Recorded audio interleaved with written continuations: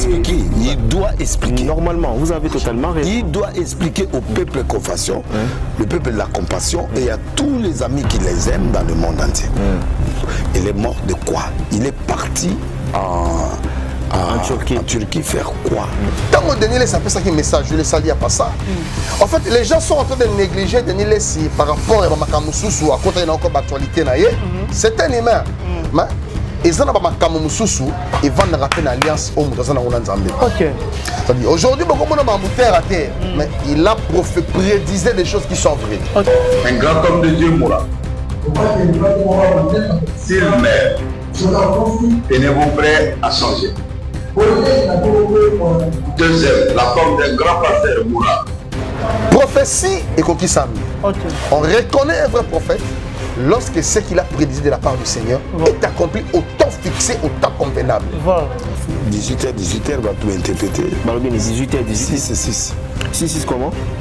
6 à 66. Information basée sur la structure, on appelle ça 10 ans. Chiffre 10 est tambolana bango. Tambolana yango. Makamunyo sur signer un contrat. Peu importe, il y a bien, toi il y a ma B. Makana 10 jours. So bandi ko compter. Si ba ko kunda. Au moins il faut 10 jours. Oyoka kala mingi te awa. Tala. On a vu que tu dis ouais tu ma prison. Il y aura un artiste comédien. Ba okanga ye. Oh, oui. Azar renommé yebani. Très renommé.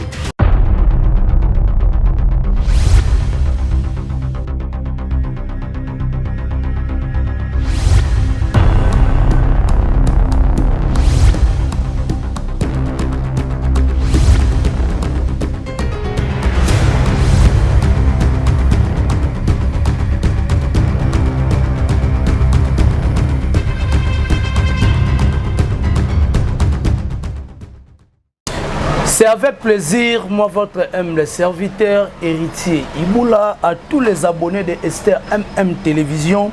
Comme je dis souvent, abonnez-vous massivement. Nenaloba a tolobela plus théâtre, mais si l'actualité ou enseigné que toloba, tu verras vraiment au fan na koloba awa na bosolo na Esther Télévision. Na ebite bandeko baza tellement ébélé au ba kotala biso na Esther MM Télévision. Bobi bien l'actualité ces derniers temps est dominé na sango otoza nango. Il y a disparition, il y a moi si il y a pasteur na biso Marcelo a outé kotika biso selon ba source d'information parce que bandeko ébélé ba poser ba question pourquoi Moutakoufli les 10 et plutôt Moutakoufli les 11 directement et Akoufi les 12 directement les 13 corps et na Kinshasa.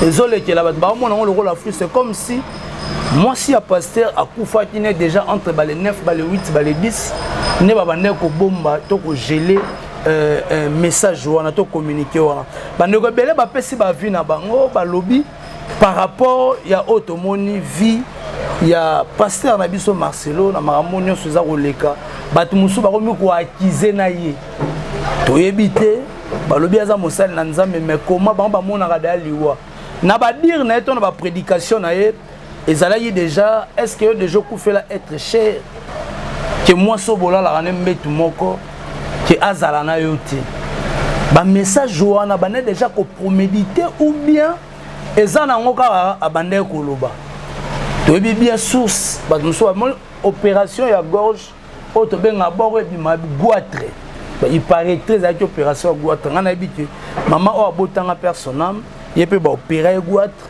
nzambe masela grâce à Bika malgré yo kufa maladie musu personnam mais oh ya maman oh et l'élisi pe batu en tout cas et l'élisi batu makastro mega pe ko sola na homme de Dieu autozane en plateau to mega pe ko toucher ba maramwebe parce que après ça peut ba prophétie est belé concernant artistes et comédiens tout le monde ba makamboya ki ba jani ba kufa ti aloba pe pona vie de loin tout le monde ba masouya ba makamboza est belé le to mega pe ko sola par rapport à prophétie au Denis le Saloba et non année oyo 3 hommes de Dieu minés na ba okufa mais tout le monde basi tout le monde pasteur ba uta okufa o to kundi na nuté makamboza tellement belé to solango Les lots invité. Quant à moi, Héritier Iboula, je dis merci.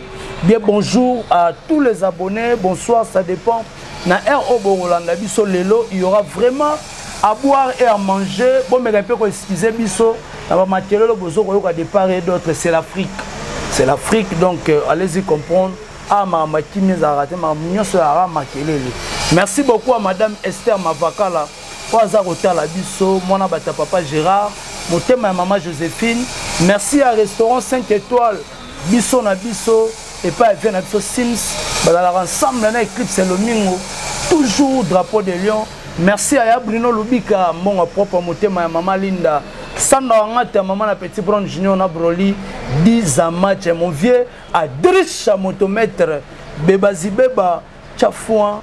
Au monde on a un bon na rappelé na makofi na e ezala bongo Adrisha motomètre Elvis Pochon habite mama Tete Nzaou a kotala biso Jina Mabiala bandeko bele ba Rolanda biso ma awa na STMM télévision na rolobaka toza bongo na prophète Efata yaza mutunanga ya lelote de longue date en tout cas l'homme de Dieu tozala na e temps belé en moniteur na beigné tout sur la maramou que je dis directement bonjour.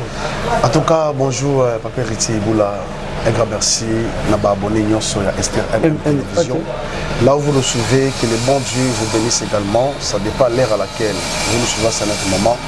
Je crois que les appels être balibesso, mais ce n'est pas la dernière fois. Bon, vraiment béni de la part du Seigneur. Il y a à boire et à manger, comme vous venez de le dire, au sein de l'église corps de Christ. Les appels mawa. Il y a des choses qui sont cachées dans le monde spirituel, dans le monde d'Amolili. Mais dès que Dieu vous parle ici, Dieu est capable de révéler des choses dans le monde des ténèbres. On y a caché il y a longtemps pour chercher à égarer même les enfants de Dieu, comme dit à Matthieu chapitre 10, le verset 6. La Bible dit, allez vers les brebis qui sont perdus d'Israël. Ceux-là qui sont perdus, c'est ceux-là que Dieu en a besoin pour le ramener dans la bonne voie. Parce que ceux-là qui marchent déjà dans la bonne voie, ils doivent avancer et approfondir leur communion et intimité avec Dieu. Mais pas ceux-là qui, dans l'église corps de Christ, les pasteurs aux alliés, les prophètes, les apôtres, les docteurs, les évangélistes, la plupart nous ont amené ce qu'on appelle des dogmes philosophiques, égarer le peuple de Dieu dans l'enseignement moko. Il y a acharnement, il y a perdition, c'est suite par rapport à la magie, la condition où il y a l'église, il y a cela des temps, on a prédisé de la part du Seigneur. Des fois, c'est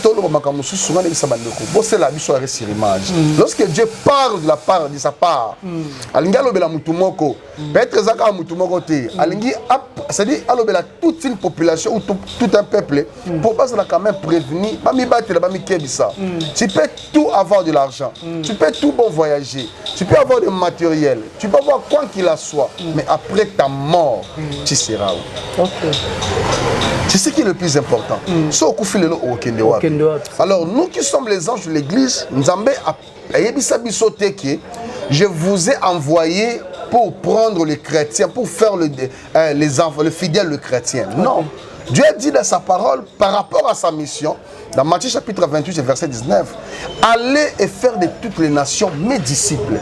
Allez baptiser au nom du Père et du Saint et du Fils et du Saint-Esprit. C'est-à-dire, longoli makambo onza batinda to sala, bakotisi makambo na bango ya bondoki, ya bakisi.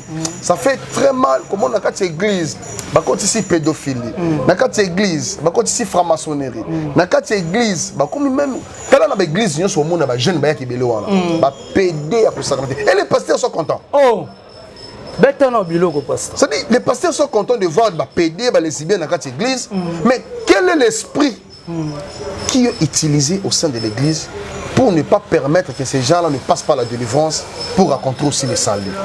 Pour dire que l'ange de l'église, voilà. Dévoiler parce que vous touchez les choses qui sont dévouées à l'interdit. Alors quand vous parlez de pasteur Marcelo, je le salue à passant, en tout cas paix à son âme. Maman Blanche Tounassi. Ça fait très mal, une dame qui vient de nous quitter. Et il y a aussi là le pasteur Barouti qui vient de partir. Ça fait très mal au corps du Christ.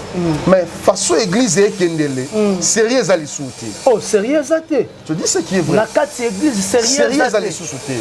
Parce que le peuple, à cause de Zanga Boyebi. Parce que Boyebi, oh Christ, c'est la connaissance de Dieu. C'est la connaissance d'en haut. La sagesse d'en haut. Il faut que les fruits de l'esprit et croître dans la carte de Nabiso. Vous pensez que les gens ont Nabiso, peu importe le domaine bazanango. Il y a de ceux-là qui sont des chrétiens, il y a de ceux-là qui sont des disciples de Christ, il y a de ceux-là qui lisent aussi la parole, il y a de ceux-là qui méditent. Mais je te dirais que ils souffrent. Il y a des gens qui sont malades, il y a des gens qui ont de sérieux problèmes. Il y a des documents, il y a des choix, il y a des lois, des réclamations à la famille. Mais on a besoin d'idiotie que le pasteur, le prophète passe à la télé. On a signé un contrat dans le monde des ténèbres. Quand on a signé un contrat dans le monde des ténèbres, avant de faire na liwa ya pasteur Barouti, disparition ya Maman Blanche Tounassi o uti kotika biso tolanda ti prophétie ya Denis Lessi, pasteur Denis Lessi. Alors bah il y a 3 hommes de Dieu ba olanda na ba okufa.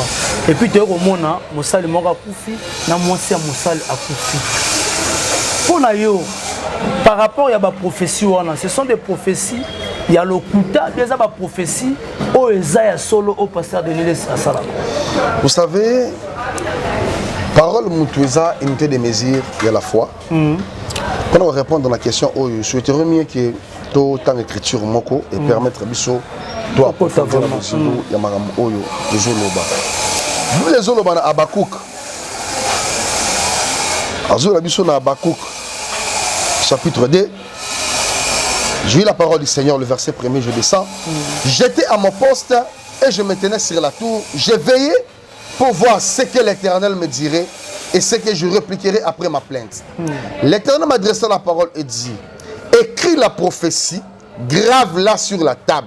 Pourquoi on mettre accent? Il faut que la prophétie graver sur la table. Cela veut dire que si vous lisez aussi 1 Thessaloniciens chapitre 5, le verset 15 au 17e verset, vous ne teignez pas l'esprit, ne méprisez pas la prophétie. Retenez ce qui est bon et abstenez-vous de ceux qui sont mauvais.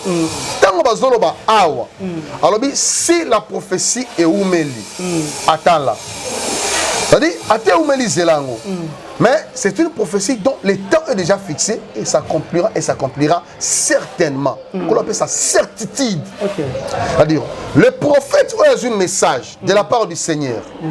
Bible Zoloba dans Deutéronome chapitre 18, le verset 18 à 19. Alors, je susciterai au milieu de leurs frères un prophète comme toi. Je mettrai ma parole dans sa bouche. Voilà. Il vous annoncera les choses qui arriveront dans la suite du temps. Mais si le prophète a l'audacité de parler des choses que moi, l'Éternel, je ne vais pas recommander de vous dire, il sera puni de mort. Mais si le prophète vous dit des choses que moi, je lui ai dit de vous dire, et vous ne les mettez pas en pratique, c'est moi qui vous rendrai compte. Voilà. So, les promesses, ils ont un prophète carté, ils ont un prophétie. Voilà. Mais promesses, message, et où tu es pas un Est-ce que, tant que Denis Lessi a fait ça, message, je ne le salue pas ça. En fait, les gens sont en train de négliger Denis Lessi par rapport à Makamoussousou, à côté de encore d'actualité.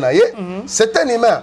Mais, ils ont ils vont rappeler l'alliance au c'est-à-dire, aujourd'hui, beaucoup de gens sont à terre, mais il a prédisé des choses qui sont vraies. Si vous avez une image, il y a une émission, d'ailleurs, émission, il y a ça qui après émission, et Dieu a confirmé encore les gens qui font le théâtre. Donc, on a une parenthèse. C'est-à-dire, il y a un vent qui souffle déjà, et ça vent est perturbé. Pourquoi? Parce que la plupart des bateaux dans le théâtre, ils ont touché au fétiche. Je vous dis ce qui est vrai. Alors, la manière dont ils ont touché au fétiche, vous comprenez que ils ont une invitation dans les pays anglophones, et en Afrique, et en Liban. Vous comprenez que la place est au Kende. Et ça, il y a un branchement. Un branchement dans le biloko. Quel quelles sont les éducations par laquelle Obandekwana bazo té la rabiso na bagag bazo sala ça édifie qui et éducation na été à banana na nini vous avez éducateur ya masse le succès et le talent comment on t'appelle ça voilà tu peux être talentueux mais pour avoir le succès il faut colo appeler ça le succès par rapport à talent mais yozo mona lelo bato ba tiki talent ba moko luka succès à cause ya mbongo à cause ya basi mais ba teki ba nzoto na bango il y a des hommes je vous le dis clairement et net il y a des jeunes filles baza déjà ya kotengama comme dit je vous dis ce qui est vrai quand je parlais que vous allez avoir comment mutumo azo ki nekala mingi te ayebani c'est par rapport ya ba compte ya makambo bato théâtre ki ko sala nga na yebi janité paix à son âme zikono ni sa famille mais tango nzamba zo la mutumoko alingi pe a sauver bato na sima mutu wana. Moi je n'ai jamais rencontré à Vidélois, je l'ai sali à passant, c'est un grand artiste dans notre pays, mais aussi important bato ba négliger ba message mais tango prophète azo prédisait on dirait nous sommes très méchants ou tous en haine contre Bango. Non. To lingi peuple na biso, to lingi bande na biso basala art. Mais va se transformer dans le siècle présenté. Va se transformer par le renouvellement de l'intelligence. Parce que ebelé, ba teki ba semence na Bango. Au monde quand on a besoin de l'élo, la plupart des gens au basala art vont souffrir dans ma fécondité. La plupart vont souffrir dans ma faiblesse sexuelle. Voilà. La plupart vont souffrir dans ma pédophilie. C'est-à-dire que la mingité awa. Ma prison. Il y aura un artiste comédien. Oh. Oui. Très renommé. À cause de Yanine. À cause de la mafia. Ok. On a ça la arme n'engé sengeli, mais à cause de la mafia. Quand il y a une image oyo. J'ai essayé de l'appeler, mais Ayamba est petit. Mais ce qui est le plus important, c'est sa vie privée.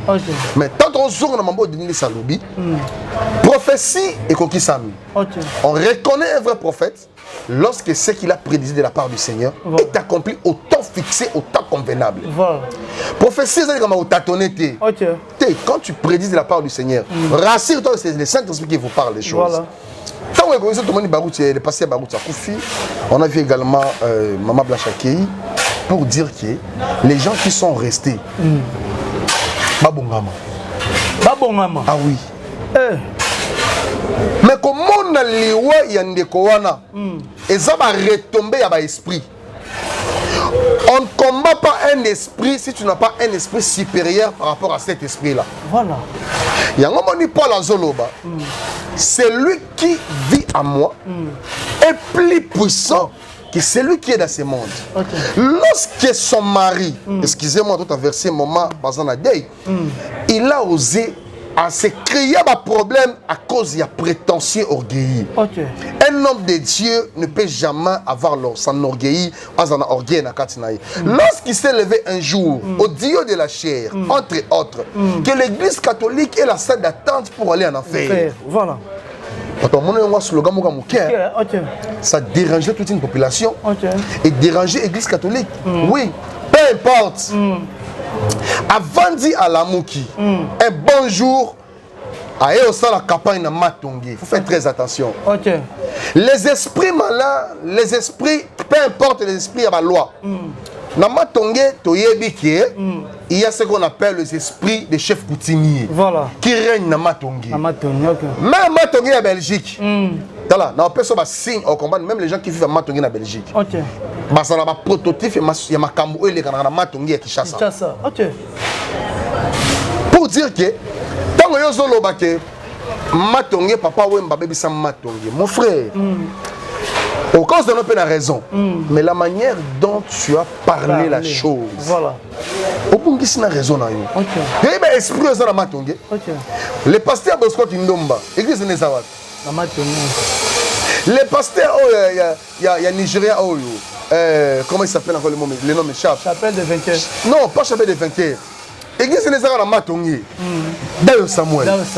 Aux yeux, le pasteur Moussou Bazana, juste l'entrée louose, ici c'est louose. Mais est-ce que Dieu ne les avait pas révélés? Parce qu'avant de bâtir l'église dans un endroit, il faut tenir compte des esprits qui règnent sur terre dans un milieu. Voilà. Alors, si vous avez terre, vous voyez quand vous bâtir, l'église, ils auront un problème. Maintenant, ils vont faire face à l'esprit qui va combattre qui n'a pas peu importe, ils vont traverser une mauvaise vie. La seule personne qui est censée de transformer la vie d'une personne, ce n'est que Jésus-Christ de Nazareth. Quand tu acceptes le Seigneur Jésus-Christ de Nazareth et Sauveur dans ta vie, la vie doit se transformer. Tu dois traverser de l'autre bord. Tu dois te ramener à une nouvelle saison. Mais tant que tu es un homme de Dieu, tu as comme un rakin, tu as acharnement dans la télévision, tu as salut, tu as répatance, tu as nouvelle naissance, tu as après la mort, nous serons où? Aujourd'hui, on a la guerre des esprits. Ils ont contacté dans cette église. Pourquoi? Il y a un monument, même dans le concert, ils ont et ça, sous le concert, il y a évangélisation. Mais je vous dis ce qui est vrai. Il y a sous concert évangélisation. Comment expliquer dans un concert comme il y a dans la salle des martyrs, tous les pasteurs qui sont venus là, aussi ma microté, à la prière d'ouverture pour un concert. Objectif et concert des amis, c'est l'évangélisation. Mais concert du début à la fin est bandit. Bon, ça les mêmes appels au salut. C'est grave. Beauté à Bissonini. Et comme il y a plein, il y a ma concurrence. Tout ce qui est là, on va plein, ma Gaulois. Tout ce qui est là, on va plein, ma Warrior. Tout ce qui est là, on va plein. Tout ce qui est là, on va plein. Ma Cambo est telle, Nzambé, ça dit il faut Saint-Esprit à sa place. Il y a une émission de bandits qui l'église a un sérieux problème. Mais quand tu dis que l'église a un sérieux problème, dans ma union, tu as disparition, il y a moi aussi, il y a pasteur Marcelo, maman Blanche Tunissi, personne âme, te belé, se poser la question. Comment la dame bat une nouvelle de 12 et il va faire répatrier corps les 13 dans une nouvelle lélo, à partir de 3 heures, corps est commis à Kinshasa. Déjà, dans le Michel Komoko, bateau va exercer dans le monde franc-maçonnique. Dans le monde de la formation, dans la structure, on a 10 ans. Chiffre 10 est en Bolana Bango. Batambolana Yango. Amakamunion sur un contrat. Peu importe, il y a bien, tout y a ma B. Bakana 10 jours. Si on dit qu'on compte, si on compte, au moins il y a 10 jours. Il faut nous compter. Il faut nous compter. On a un programme. Comment expliquer quelqu'un qui est en train de prédiser la mort de sa femme? Il faut faire très attention. Moutou Aza, la chair de ma chair. Comment je peux prédiser sa mort dans les jours à venir? Est-ce que c'est ça qui nous embête? Comment un homme de Dieu n'a pas élu Bakoufa et Bajou Bakoufati? Moïse Bakoufa et même Bakoufati. Josué Bakoufa et Bajou Bakoufati. Banani Bakoufa et même Bakoufati. Alors, ceux qui au monde nous ont prédisé l'Iwa, il y a un scientifique. Pour dire quoi? Autant bien Iboula, autant bien Penza. Au monde il élaborait ses enfants. Il y a un mot qui est resté au Tanga. Alors, le mot très important. Abi, élaborer Satan sa mort prochaine et fit venir ses enfants. Et leur par là, ça témoin. Papa, nous devons sentir l'ouézoya, il faut benga. Quand on sent sabato, à quoi annoncer. Après, c'est une instruction. Alors, il faut fouiller, bêcher, ne laisser ni passe où la main passe et repasse. Si comme Martin Luther King, c'est lui qui fait semblant de s'ignorer de la chose qu'il maîtrise bien, ce qui fait partie de la chose. Ah, nous sommes bien. Au moins, il y a des scientifiques. Tant qu'on a annoncé Magambo, c'est un moutamoussala moulili. Je vous dis ce qui est vrai. Ceux qui Hollandais qu'on a dit sur paix à son âme, il a prédisé sa mort. Alors, il y a un Koufa, boza mutunanga, bosa ngo monima pour kake ebeta. Ebeta, voilà. Ndekona mutuso lobi, bolelanga. Maintenant, quand on a biso, pour ne pas citer son nom, on a dit il joue, il y a un Koufa, vite, je ne sais pas banate. Voilà. Azabilo a banate. En tout cas, voilà. Mais Batou, oh, il y a besoin de prédiser ma mort dans Bango, il faut la très bien. Tu as la clé qui est dans la Nzambe de la Congo, on va limiter. Tu sais, limiter, il y a une zone rouge. Limiter. ils ont zone rouge. Il y a des pasteurs qui ont cabale, ils ont franc-maçonnerie, ils ont une secte pernicieuse. Cabale juif. Bango wana basangani. Yango zomona ndeko na mususu o ngo bala te wana. Asangani ndeko ya bala juif, ils ont connexion. Connexion. Kanga mamona biso lelo. Kala mi de ka beta isolo ya bala. Abala congolaise. Oh. Mais là, mon lobby est très important et ça là a 10 jours. N'atteigne par rapport au programme 1, 2, 3, 4, 5, 6, 7. Quand on a les 13, ça fait 20 jours. Ah, enterrement les 17 juin. Donc, on dit ici 20 jours. Ok. Bateau baza bien structuré. Ok. Occasion dirait moutana souci à mambe salami. Rien la société. C'est un sacrifice. Ok. Mouta sepeli. Ok. Alors, bamakambo oyo comment expliquer na kati église, je vends sa bateau.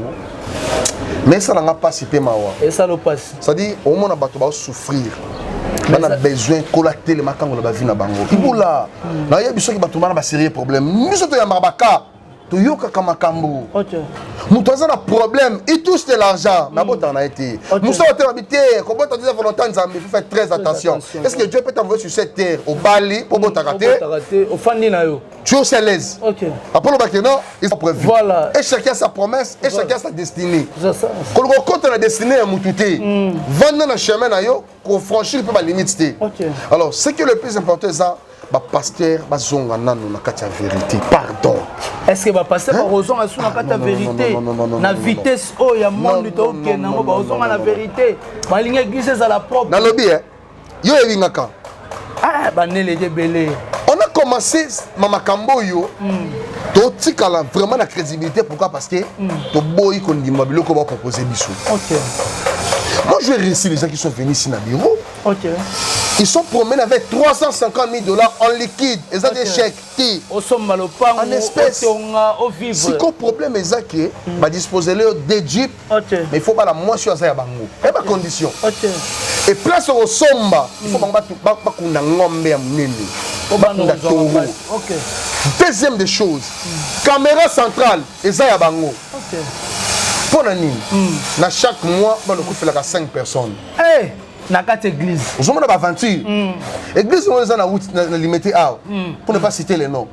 Mais ça peut être on a besoin d'autres choses. À son bas, c'est une limité à Konani. OK. Pour ne pas régler ma. Voilà. Somme ta koufi, bah quel n'est pas. Il y a des signaux qui m'ont ramené sérieux. On dit aventure. Parce que baso batama. On a encore tic en zambété à cause d'argent. On a encore tic en zambété à cause. Tant le babi ton montant la somme à vol. Toi, qui n'a mis tout quand tu as là, voilà. Pour qu'on se ressourcer. Voilà. Mais malgré ce que nous traversons, nous avons confiance à Dieu. Okay. Il y aura un bon moment, Dieu va se réveiller encore, il doit manifester des choses, il doit ouvrir des portes, il doit ouvrir des chemins. Je ne le ferai jamais. Je ne me reçois pas 10 jours et je comprends pourquoi le chiffre est 10. Je ne comprends pas 10 ans et pouvoir et pouvoir. Vous comprenez? Et ça, c'est la réalité spirituelle. Il faut que nous interpeller les artistes et comédiens. En tout cas, je vous parle comme un prophète de Dieu avec toute humilité. Kobebi sabumbali na yote pour na mbongo. Kobebi ça fait kibomo si na yote pour na mbongo pour na succès. Ya to lukana nzambe. Succès kolonda pesaka. Bato ebele ba luka babala. Mais otali beauté na ye, otali makambaza nango. Ah, ça a stabilité pour nani. Mais ba fille ngo ba okende kana l'église wana. Mais l'église ngo ba za aveuglé parce que ngo ba za selfie la. Comment expliquer yo za na kati ya kirit na mouvement Saint-Esprit. Moi aussi iPhone na sa vidéo. Ça c'est la distraction pire. Voilà. Pire distraction. Ali bande on a biso kaba ngo ba ya boîte. Kaba on a ba ya église. OK. Kaba on a ba na concert. Kaba on a ba ya église. Voilà. Ali chaque chose a son temps. Mais le problème est que soko kufile lelo. Obongama. OK. OK wapi. Le monde est tellement immense. Mukeza nene na biso à tel point que vous imaginez, ezako batu musuba lo bayoka ata makambo oyo. Mais bon c'est la biso ba polémique ti. Nicolas cher, yo te à moi si. Non. Au représentant. Non. Dans ton boss Nzambe. Et comme idolâtrie, comme dit Exode chapitre 18, Exode chapitre 20, 23 même. On s'appelle loge pas moi. Non. La chair, nanda ko sala. Ngana sokoli ngana église pour la parole de Dieu.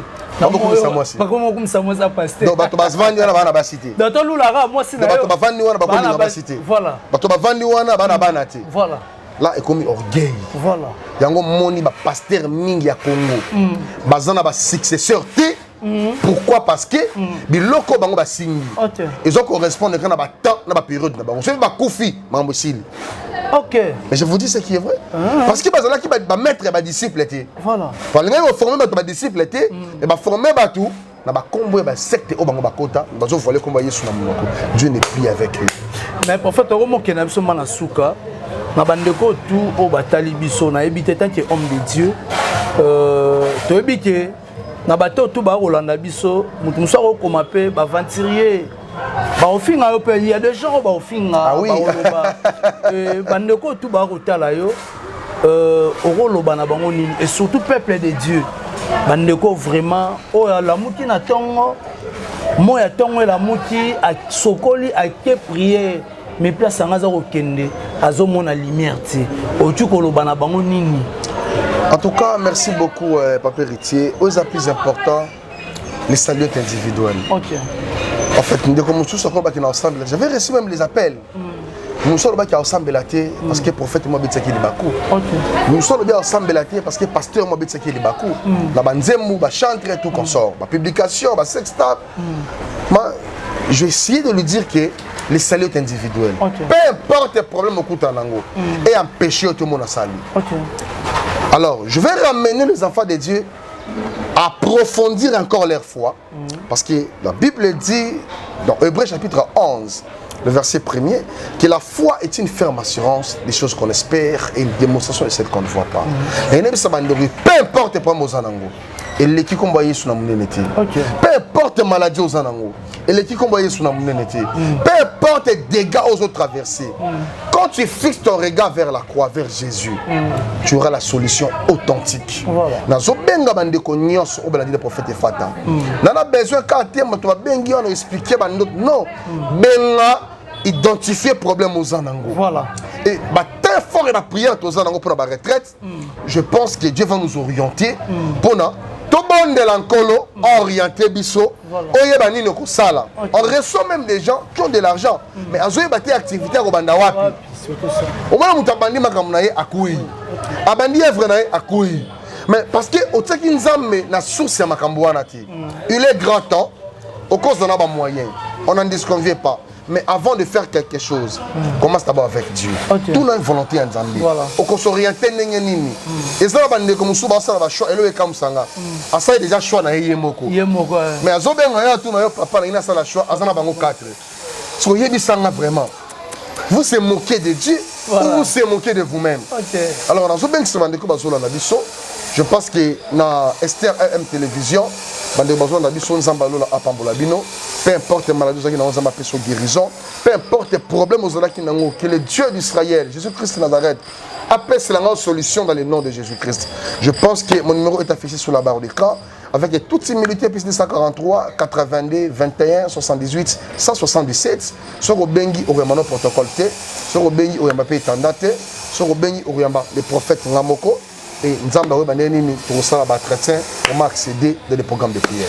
Voilà, merci beaucoup vraiment à tous les abonnés de Esther MM Télévision. Je crois très bien. Numéro, il y a prophète Efata, Ezawana na bande d'écran. Moutoto on a posé à contacter. Pour la prière, na mon personnel, pour la vie, parce qu'il y a des gens aussi qui sont sous l'église. Ils ont prié, ils ont pasteur, en ligne. Donc, nous avons facilité la technologie, de faciliter, nous avons une prédication en ligne. Pour éviter le tiraillement, nous avons comment l'église, nous avons une guerre, nous avons comment l'église. Papa. Donc, maintenant, mon dimina, mais pasteur pas bien.